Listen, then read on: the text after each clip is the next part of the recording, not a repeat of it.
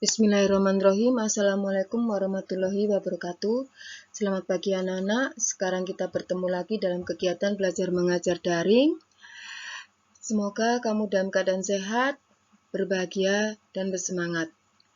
Pada pagi hari ini kita sudah sampai pada pembelajaran apa?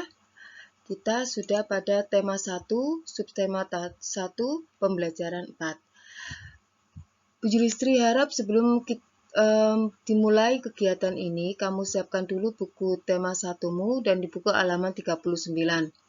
Jangan lupa kamu persiapkan juga alat tulis dan bukumu. Kamu catat hal-hal penting yang ada pada video ini, sehingga kamu tidak perlu mengulang kembali memutarnya untuk mengerjakan soal-soal pada link soal.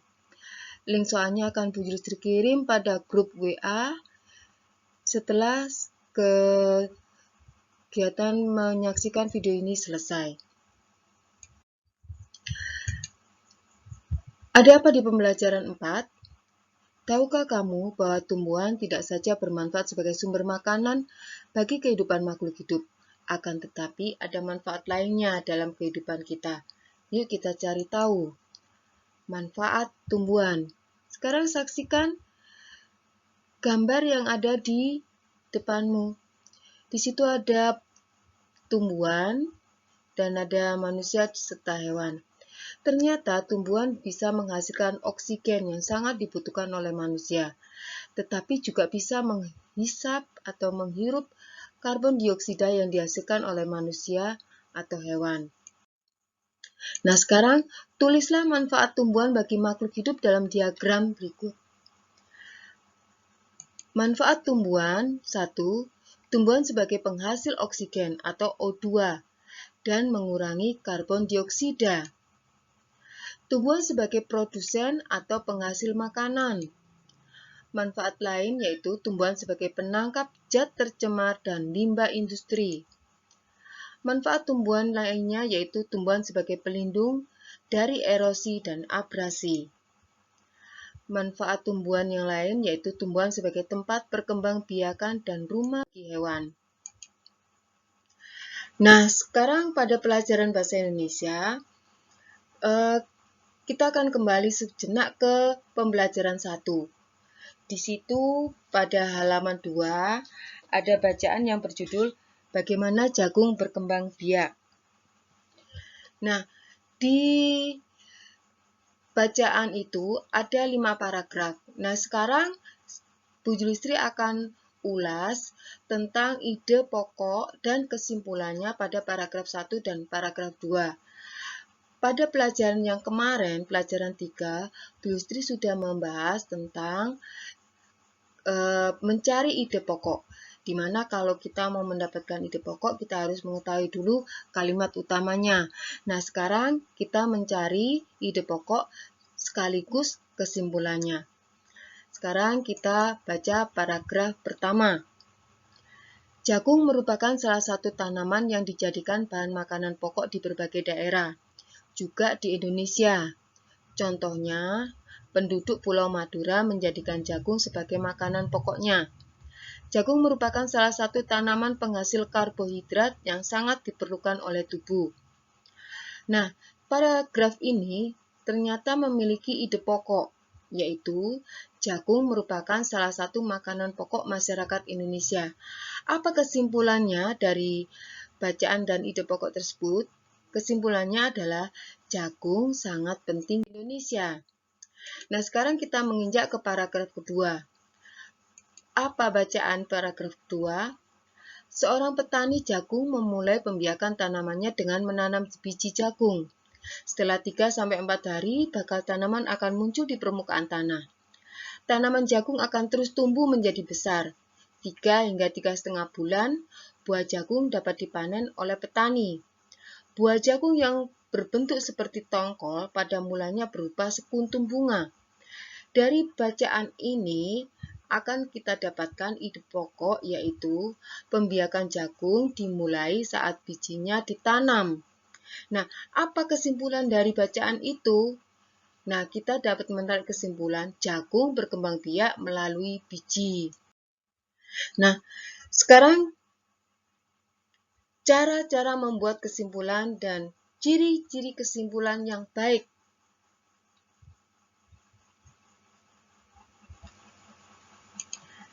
Cara menemukan suatu kesimpulan secara sederhana adalah 1. Temukan ide pokok dalam sebuah paragraf tersebut. Cari sebab dan akibat dari dalam sebuah paragraf tersebut. Itu adalah cara yang kedua. Lalu yang ketiga, gunakan pendapat setelah membaca paragraf tersebut dan hubungkan kalimat pertama dan terakhir dari paragraf. Nah, sekarang ciri kesimpulan yang baik adalah 1. Kesimpulan merupakan pendapat akhir dari sebuah teks atau paragraf. Kesimpulan ini bertujuan agar pembaca dapat mengetahui hasil dari sebuah penelitian, gagasan, atau wacana. Bentuknya ringkas, padat, namun jelas. Di situ sudah mencakup hal pokok dari uraian kita. Nah, sekarang kita menginjak ke pelajaran PPKN. Minggu yang kemarin sudah kita bahas tentang sila-sila Pancasila dan nilai sila Pancasila, terutama yang pembelajaran 3, yaitu sila pertama, ketuhanan yang Maha Esa, dan sila kedua, yang adil dan beradab. Nah, pada pembelajaran 4 ini kita melanjutkan pada sila yang lainnya. Sekarang Bu Yulistri ulangi lagi membaca 5 sila Pancasila. Sila pertama, ketuhanan yang Maha Esa. Sila kedua, kemanusiaan yang adil dan beradab. Sila ketiga, persatuan Indonesia. Sila keempat, kerakyatan yang dipimpin oleh hikmat kebijaksanaan dalam permusyawaratan perwakilan. Sila kelima, keadilan sosial bagi seluruh rakyat Indonesia. Sekarang kamu perhatikan, kamu amati gambar yang ada di bawah itu. Ada 2 gambar. Dari gambar itu, maka bisa diceritakan bahwa gambar yang pertama itu menceritakan anak-anak sedang kerja bakti atau gotong royong membersihkan lingkungan. Gambar yang kedua menceritakan anak-anak sedang berdiskusi atau bermusyawarah. Nah, sekarang nilai apa yang terkandung dalam kedua gambar tersebut? Gambar 1 mencerminkan nilai sila ketiga Pancasila, yaitu persatuan Indonesia. Gambar kedua mencerminkan nilai sila keempat Pancasila, kerakyatan yang dipimpin oleh hikmat kebijaksanaan dalam permusyawaratan perwakilan. Sekarang kita menginjak pada pelajaran matematika.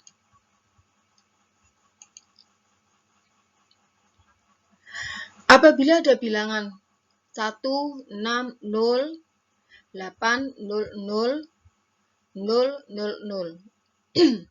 Ditulis pada tabel nilai tempat, di manakah angka 1 dan 6 ditempatkan. Nah, sekarang Bu Yusri sudah tampilkan tabelnya.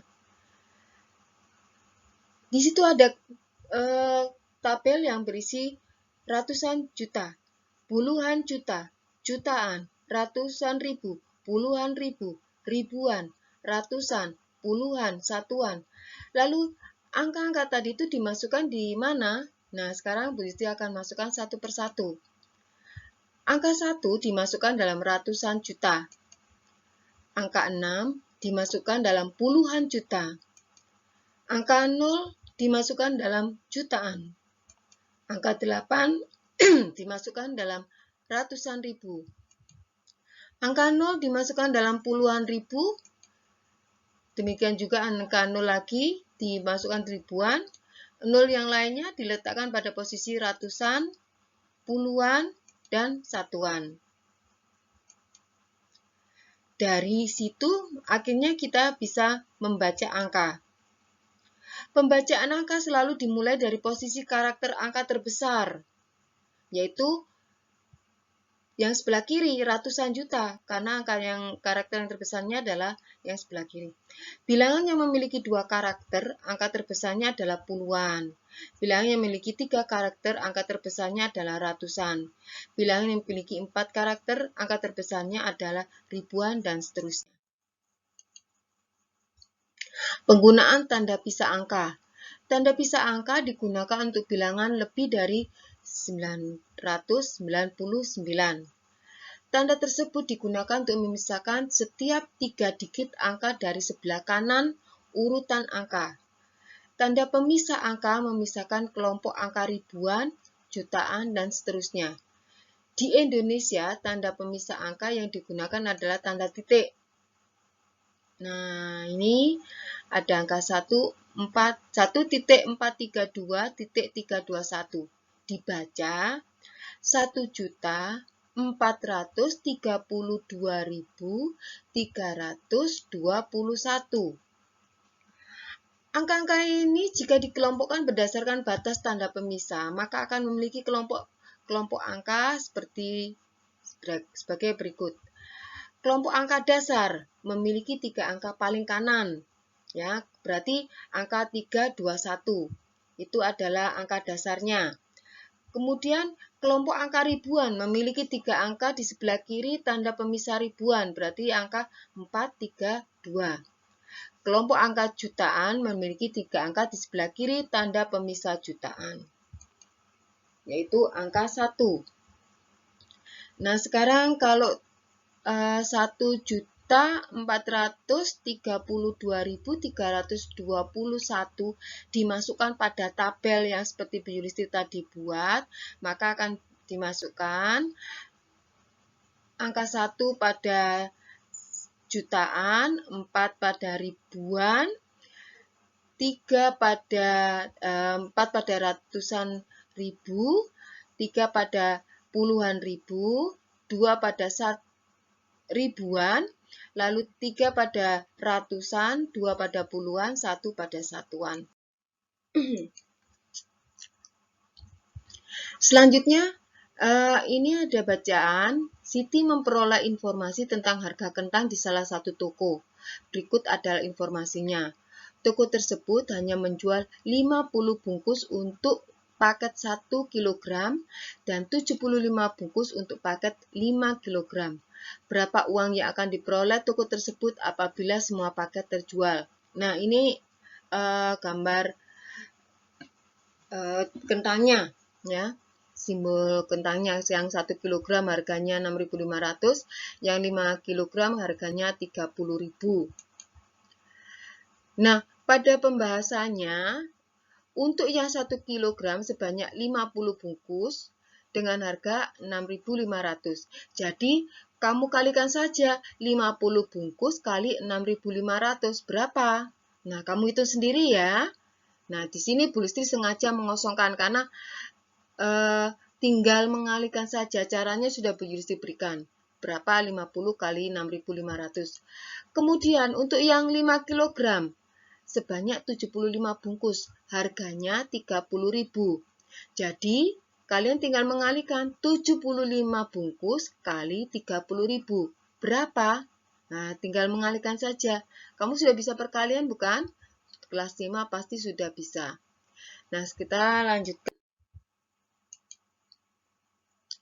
Kentang juga bisa dinikmati dalam beberapa bentuk produk. Ada yang berupa kentang goreng, kue, sambal goreng kentang, dan bahkan keripik. Berikut adalah beberapa wilayah Indonesia dengan jumlah penduduknya. Penduduknya ikut menikmati berbagai produk yang berasal dari kentang. Ini ada tabel ya antara beberapa kota dan jumlah penduduknya yang menikmati kentang. Kota Surabaya jumlah penduduknya 2.765.487. Bandung 2.394.873. Medan 2.097.610. Bogor 950.334. Cirebon 296.389. Nah, sekarang pertanyaannya, berapa jumlah penduduk 4 kota dengan penduduk terbanyaknya? Tinggal kamu jumlah saja. Yang terbanyak adalah kota Surabaya, Bandung, Medan, dan Bogor. Kamu jumlah ke 4 kota ini. Bisa kan? Tinggal menjumlahkan. Nah, sekarang pertanyaan yang kedua. Berapa banyak penduduk Cirebon yang harus ditambah agar jumlahnya sama dengan penduduk Bandung? Kamu lihat kota Cirebon. Nah, kota Cirebon itu nanti sebagai pengurang dari kota Bandung. Bandungnya ada 2.394.873 dikurangi penduduk kota Cirebon 296.389. Bisa kan?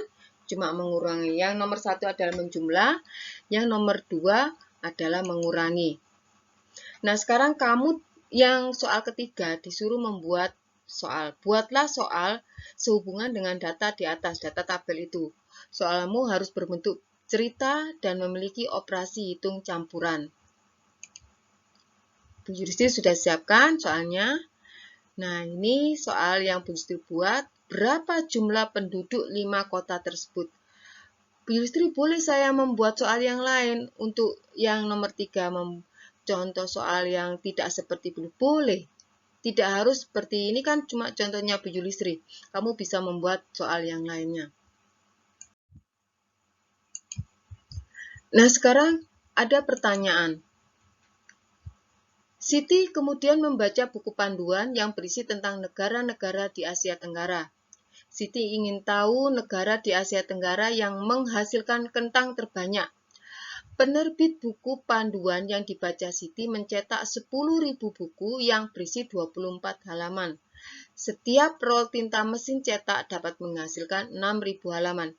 Nah, bagaimana menjawabnya? Kamu harus membuat pemilah ya untuk mengerjakan pertanyaan ini, yaitu diketahui, ditanya, dijawab, kemudian kesimpulan yaitu jadi. Diketahui, satu buku berisi 24 halaman. 10.000 buku berarti berapa halaman? Nah, kalau satu rol tinta mesin cetak sama dengan 6.000 halaman, maka kita bisa membuat pertanyaan. Ditanya berapa rol tinta yang dibutuhkan untuk sekian halaman. Berarti 24.000 kali 10.000. Boleh diulangi, 24.000 halaman kali 10.000 buku. Nah, kemudian tinggal dijawab. 24.000 kali 10.000 dibagi 6.000 halaman. Maka akan mendapatkan kesimpulan jadi rol tinta yang dibutuhkan penerbit adalah, nah sengaja Bu Yudhistri kosongkan karena kamu tinggal mengisi hasil kalinya atau hasil baginya. Mudah bukan? Nah, kita teruskan. Oh, sudah selesai materinya. Sekian dan terima kasih sudah memperhatikan, sudah mengikuti dengan seksama. Jangan lupa catatannya disiapkan untuk mengerjakan link soal yang akan Bu Yudhistri tampilkan nanti. Waalaikumsalam warahmatullahi wabarakatuh.